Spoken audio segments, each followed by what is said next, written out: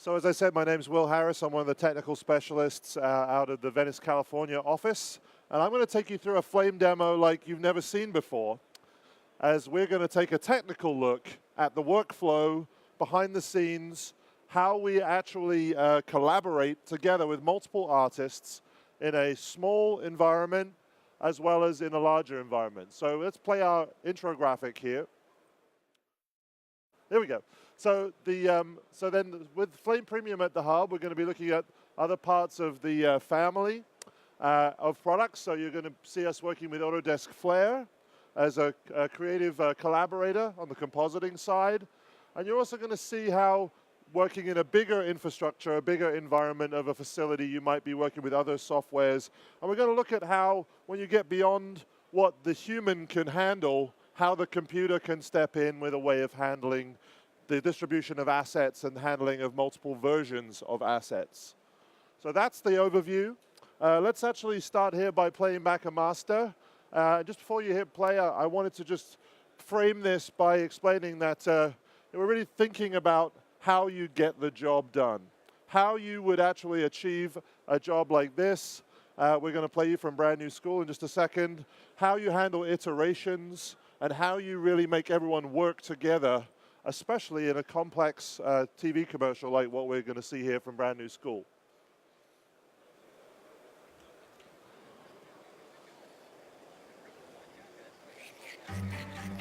The manual toothbrush you are using is 5,000-year-old technology. It was first used in the 36th century BC, before some other useful technologies, like writing and law, and remains essentially unchanged through time. Your manual toothbrush is still just a stick with some bristles on the end of it. Meanwhile, you've adopted technology at an exponential rate, improving your life through efficiency, speed, and power, and surrounding yourself with every adornment of science and innovation, except when it comes to your teeth. It's time for you to leap this technology gap and end the manual brushing era. Welcome to the new level of clean. Philips Sonicare delivers more brushstrokes in 2 minutes than a manual can do in 1 month, and up to 5 times the plaque removal. Stick with technology. Philips Sonicare. All right, so let's take a look over here at the Avid Media Composer, where the journey may start with a previs. This was actually built in Autodesk Maya. Sometimes we call it pitch viz, a way of getting the job, because really the concept could be, you couldn't draw it out probably, you'd have to simulate it in this kind of way. That would then move into something like this with an actual edit of the dailies, or the rushes if you like, which is really where we at the finishing part of post-production come in. And hopefully you can start to understand that you really don't have much to start with to get to that destination.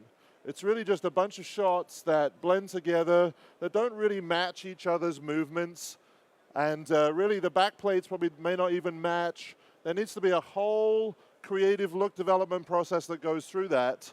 And I'm going to sort of talk you through how you handle some of the workflow.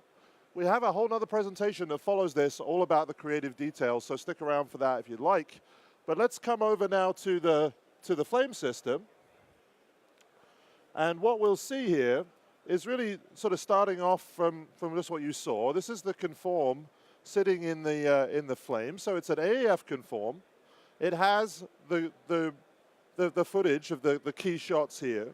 But I want to just point out to you that typically you'd be working from a hard drive for your daily sources. These are ProRes sources coming from the Ariel Exa camera. And it's certainly something where it's great to be able to work with that. But that might just be essentially the first round of footage that you see. The next thing you might see might be something like some graded material. So whether you use the Flame Premium grading tool or another tool, you would want to do something like this. You take the metadata, I'm just duplicating it above itself here, and by just unlinking this top layer, what you'll see is that I now have, if I just hide the link stuff, I now have a second set of metadata that I'm going to relink to a different set of assets. So hopefully this gets you thinking about the process. If I just look at other hard drives here, I have one that's from color. So this could just be another bunch of shots, perhaps with, with similar or different metadata that I want to then match to. So notice that this does a match. The way it works is that I'm able to choose the individual shots, and if I just expose what's going on here, you'll be able to see that it shows me the potential match for that footage. So let me just give you an idea that it thinks this is the first shot, and so on, and I'm just going to pick the different shots, and it tells me what it thinks it can match.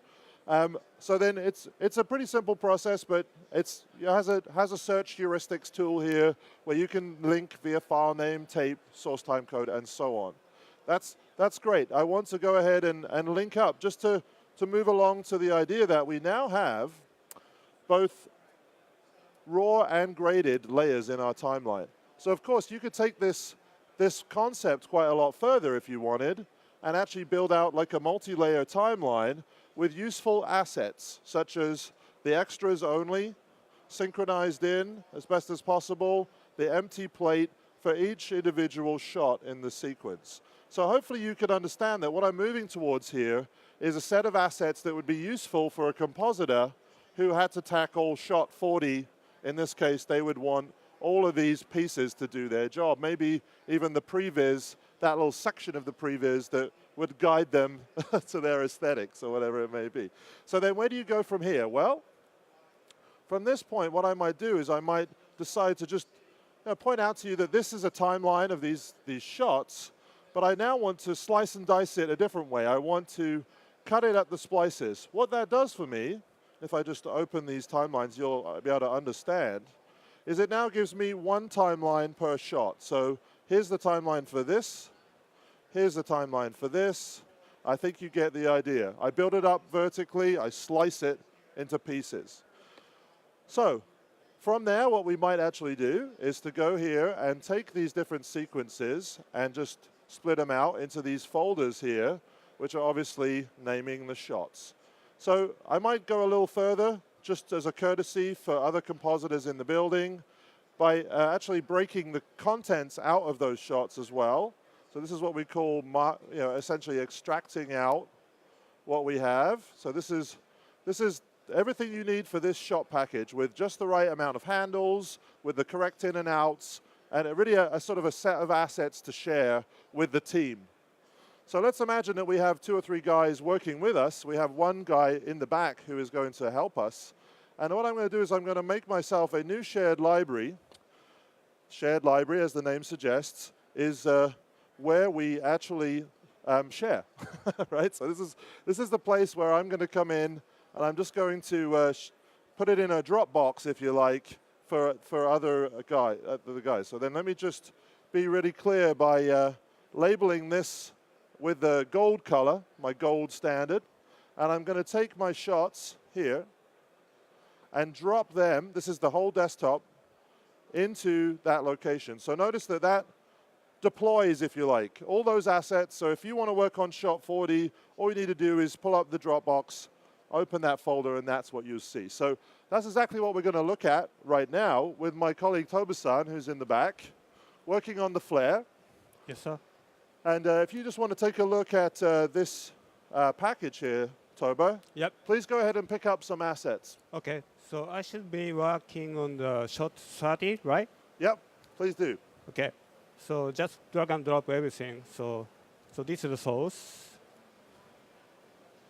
Right. And is there any background script? Yes, actually the previous shot makes up the background. That's Right. part of the eccentricity of this shot, of this piece. So there you go. Yep. And Right. if you want to just start working away there a little bit, Okay. I'll be doing the same. So the point here is that we can work in parallel. So I can work on another shot if I wanted. And really, you get the idea that the flare is actually capable of doing a lot of the same stuff that the flame can do. That's because flare is the creative companion of flame. That means that it has the batch tab. Notice I have the batch tab. It also has access to media via the media hub. It doesn't have some of the higher functioning tools of flame like the desktop and of course video output, but we want to do creative work. We want to do compositing. So as Toba works there, you can see that he's pulled a key using the 3D keyer, and perhaps is able to work on some of the busy work of removing the markers via another key, combine those keys together, and get us somewhere towards a first kind of rough shot. That would be great, and you can go ahead and make up that into a package anytime you like, Toba. All right. Make a BFX from here. So the naming as SH030. Okay. And your color code is orange, right? So that we can easily see I'm gold, he's orange. Right. So I should be bring back you the orange tab.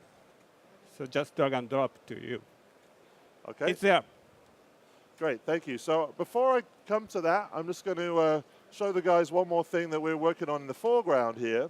And this might be the MacGuff, or the pivotal effect of this piece, the ability to be able to make the transitions between those different shots. And that's something that my client's going to be very interested in me doing in the foreground, so let me just show you a little bit of how it works. This is a cool tracking tool that allows us, using a source and destination mesh, to remove the motion from this shot and apply it to a different piece of action, different take. So let me just show you how it works. So I start here with our tracker, and I'm just going to get all of these vertex points, actually they're UV points, and I'm going to apply that to this. So it's like a source mesh, if you like.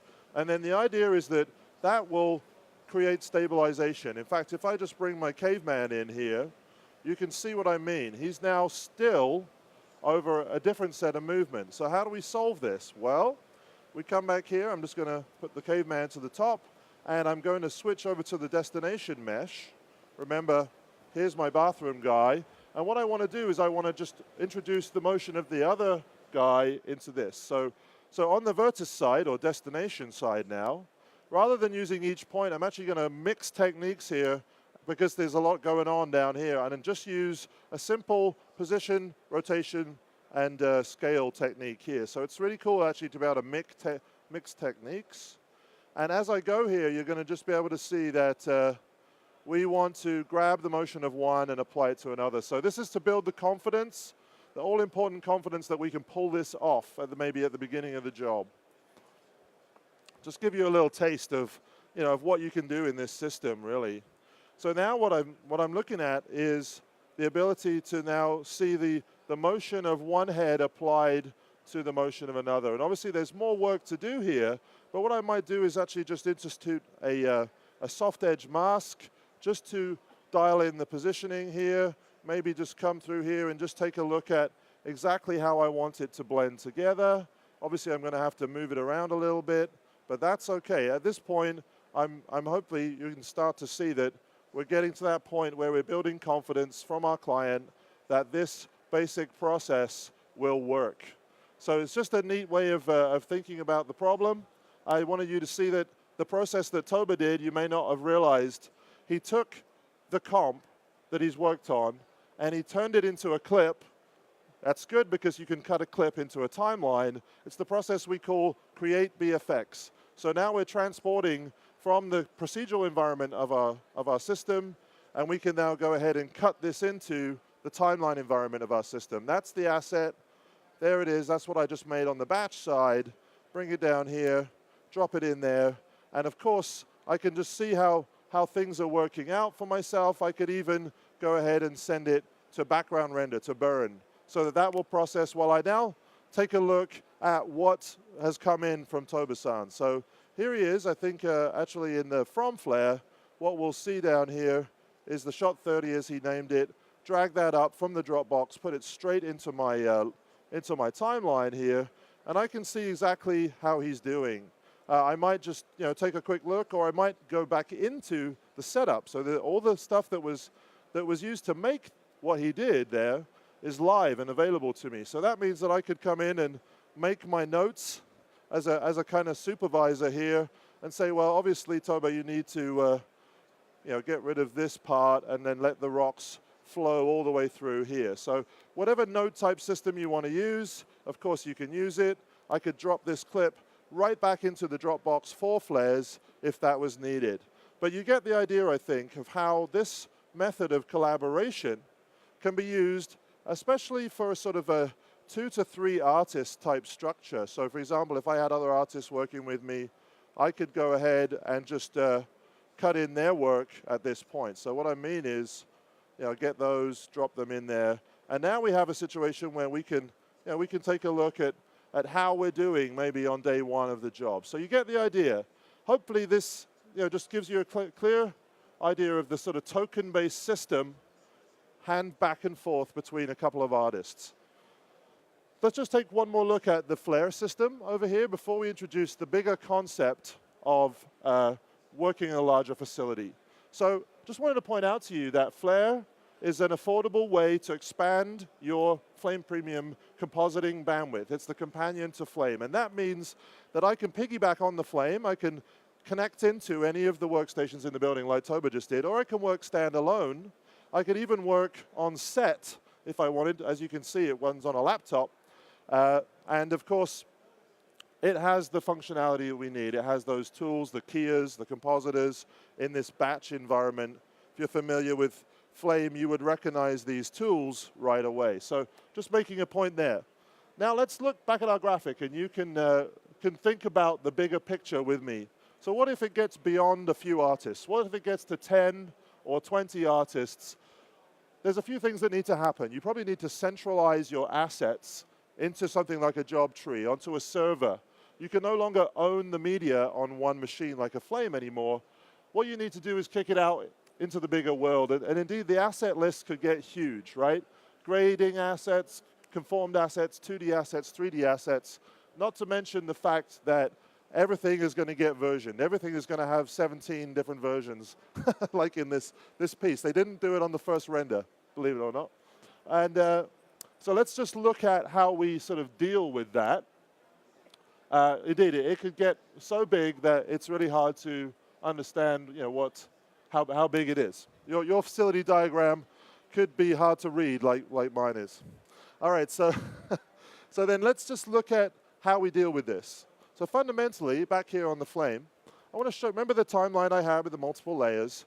What I also have here is a different kind of breakout. It's a horizontal breakout of the graded, the raw, the alternate takes, and so on. So you can see that this is actually a way of organizing media in a different way. And remember that job tree? This is really an important thing to be able to do, to be able to deploy assets to the facility structure. So if I actually look at the job tree here, you can see that this is actually part of the real job tree from BNS. You can see they've got 3D in here with all their renders, there's all their models, all their Maya stuff, all the different folders that they need. You have location stills, previs, and a bunch of stuff. On the 2D side, the way they did it was they used a folder called footage, and essentially that was everything that's not composited, and then of course comps would be produced as well. So let's just deploy this to the building. So what I'm going to do here, drag and drop my 5 timelines, and this is going to begin a background export process. Remember, I was talking about working from hard drives, ProRes material, the graded material perhaps. That's not going to work in a facility workspace. It all has to go in a central place, okay? So let's do that. I have here just a little set of presets where you can see that I can use the name of the clip followed by a shot name. That would be shot 10, 20, 30. The clip being the name of the actual timeline, previs, graded, raw, and so on. And then, of course, I could customize this using this token system, tape name, site, and so on. In this case, I'm just going to add the actual clip name again so that every shot will be tagged at the base file level with what it really is. So this is a cool process. I can do it I can export in the foreground, or I can background publish this material. And there's 2 things I want to point out to you of what's just happened. Number 1, I'm eating my own dog food, as we say in the States. That's like practice what you preach. I'm bringing back in my own material, and notice now that my source material comes from the job tree, right? So I've essentially linked back the things that I just deployed. And if I look, you can see it's exporting as we speak, but if I just a quick look here, you can see that all those folders have been created, all the different individual pieces are created in a structure that makes sense to my facility. Okay, I think you get that point, that's good. Let me now move on to a slightly different subject, which is working with CG content on the way in. So of course, as a bigger collaboration happens, what you might do is you might need to have a strategy for bringing in your computer-generated assets. Here's a simple example of what you can do to make it work. It's actually pretty cool. So we have here a backplate that requires some CG signage, banners, and indeed even a big arch that's going to get used for the transition between the different environments in this world. And what we'll do is we'll take a bunch of EXRs. You can see them here. This is the bridge part, and there's like signage here. If you can see that, there we go. Easier to see, like that. There's 18 different layers actually in here, and I'm going to take a bunch of EXR assets here, and I'm going to bring it down into my timeline. So not horizontally, but of course vertically. We'll drop that in, and what we'll do here is immediately just hit the comp button, and what that does is, of course, as the name suggests, comps those layers in. So now what I'm doing is I'm looking at my pre-composited files. It could be a multi-EXR, it could be multiple EXRs that all need to just go in together, and then we might want to make adjustments. So for example, it's kind of cool to be able to go into a comp node like this and be able to change functionality like interpreting unpre-multiplied alpha correctly, decide what we want to do, and essentially gang those alphas together to get a pre-comp alpha at the end. I might even go as far as adding on some color correction or an adjustment. Inside of there, I can change my blend modes and so on. So that's great, but what I wanted you to see is just how this would be for naught unless I could then convert it from this authoring environment into essentially a proper procedural compositing environment. So I'm going to do that in just a second. Real quick though, I just wanted to show you how one of the nice things about a timeline for solving these kind of problems, you can obviously see that I can change my level, my context here. I can find the item that maybe is not working for me, that banner layer, and then what I might do is bring in another version. This is a much later render, and drop it in to the timeline. So reordering layers, changing stuff, and copying and pasting is something that's very efficient in a timeline. Now I'm ready to break this out, so what I'm going to do is I'm going to just take this and do what we call create batch effects. So it's the opposite of what we did earlier. The timeline now gets promoted, if you like, or turned into, with a one-for-one translation, this big compositing area. And hopefully you can imagine just how much time it would have taken me to connect those manually. Timeline's a good way of doing it. All right, so that's that. We briefly touched on the subject of versions. I'm sure you started thinking about, well, how do they handle working with different versions of the CG? There's not going to be just one version. So the next thing I want to do is actually show you how that stuff works. And I'm going to move over to the laptop, as this is probably something that the Flame Artist would not do. But in your facility, you might have someone that can do scripting, Python scripting. You may even have a database or a post-render script type setup. And I'm just going to show you the mechanics of how we can do exactly that. So let me go with this. So what I have here is a couple of folders. Let me just show you. This is actually a bunch of versions of the glasses for the guy that we saw earlier. So you can see there's different versions of the clips that are, each one of these are multiple EXR sequences. And I'm going to use this little Python script to generate something we call an open clip. An open clip is really an XML, extendable markup language file, that is visible and meaningful in the world of databases. If you're a Flame Artist or facility owner, you may be thinking this is getting too deep. And perhaps you're right, but I want you to have oversight of how this works. So here's an XML file. We're in the world of databases. We're in the world of computers. I really like this Oxygen XML tool for viewing it like a spreadsheet.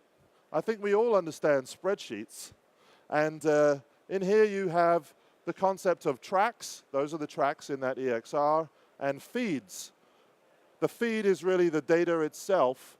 And notice that if I just drill down here, you can see that's the actual file itself. This is the version tag that's attached to it. So from here, what I'm going to do now is I'm going to append this with the new versions. So this is where the little script comes in. I'm going to just say I want to parse this essentially and add versions 2 and versions 3, which are just those subfolders, to the clip. So notice it gives me that feedback. If I come back to my file here, I think that pretty instantly actually it should update with the 3 feeds. Each one of those are different versions of the relative track from within the EXR. So hopefully that makes sense to you. It's a way of being able to keep track. And let's see how it's usable by the artist. So I'm going to check it in my Flare system here. Just by using this read file node, that means that we're going to access the file directly on the server. And you can see this little virtual pointer that sees through to the media in the folders. And it's already aware, as you can see, of 3 versions. So that means that if I load it in to start compositing with, I can see this multi-channel source, and I could start connecting it up and using it. But I can also understand it as a versionable item. So check it out. I look here. Let me just scrub into the clip so you can see. There's my glasses. I'm looking at the latest CG, but I might want to roll back to version 2, which is lit slightly differently, or version 1, which is a different animation. So you get the idea that as an artist, it's great to be able to roll back and pick the one that I have and want approved. So I'm going to leave this right here. I'm going to add one more version. So imagine then that overnight, the render went off and a little post-render script would run this command, adding version 4. And without touching it over here, I'm going to go to a completely different workstation. And you'll be able to see how, by looking at that same location, I can see the same open clip. That's the XML file.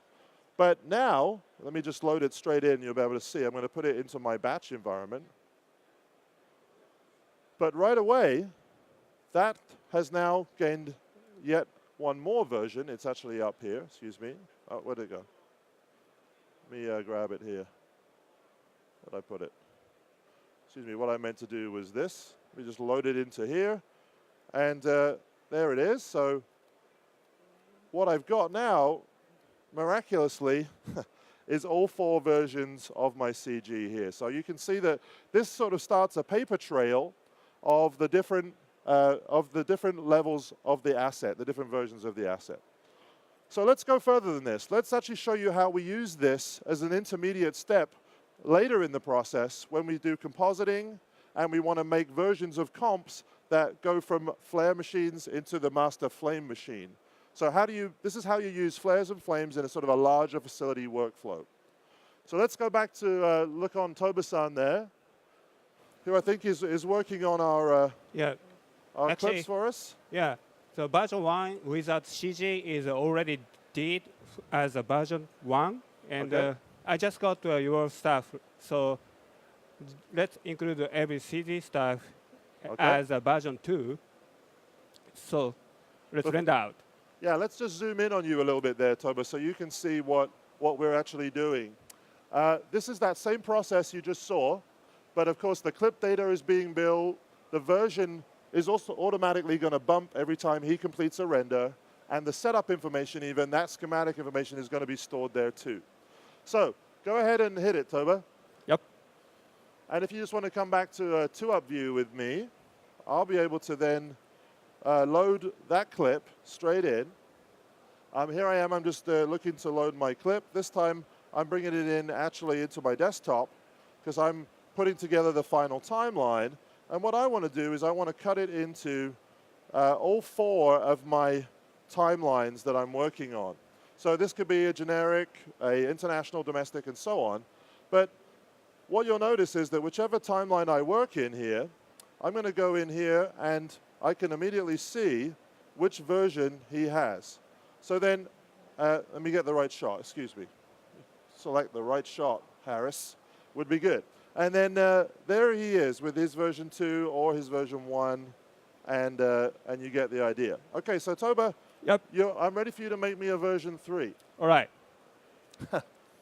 Hopefully you can see that this is a very live, dynamic way of exchanging versions.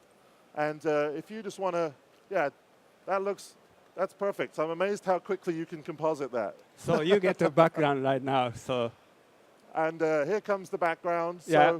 So I could even be cheeky, and even while it's rendering back here, go look at one of my other timelines.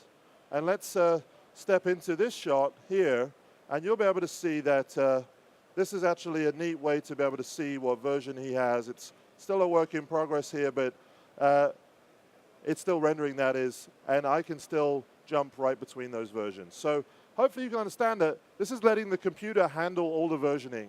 So all I have to do is go take a look. Is there a new one? Yes. Do I like it? Yes or no? Just choose it here. And I'm able to deal with shots that are in multiple different timelines, each with their own version history, if you like. Finally, let's just take a quick look at what might happen if I did want to change one of these shots. By going in here, I'm just going to what I'm going to do is I'm going to add my compositing environment, create batch effects to this, and I'm just going to show you how I can still go all the way down to the bottom if I need by exploding this material out, appending Toba's batch here. It's tidied up in a group for me, but I could ungroup it, and you can see absolutely everything that he did accessible to me here on the master station for those last minute changes. So that's really just gives you a picture of what we wanted to show you today. And just back to our end graphic, I wanted to just point out 3 things. Number 1, you can collaborate with multiple flames and flares, even in a small facility environment. But as it gets bigger, you can deploy. You can essentially centralize your assets in one place. And then number 3, you can version. You can handle an automated system, whether it's via a simple script or a big facility database, so that the human doesn't have to deal with what the computer's really good at. So that's my presentation. Thanks for listening, and please stick around for some more creative stuff on this particular job from Brand New School. Thanks.